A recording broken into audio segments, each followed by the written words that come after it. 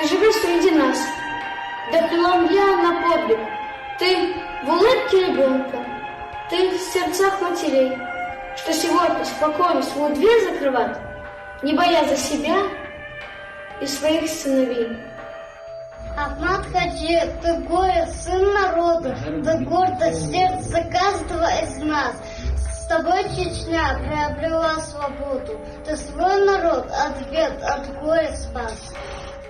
Радует чтение церковного мужчина, сам ты на правильный истинный путь.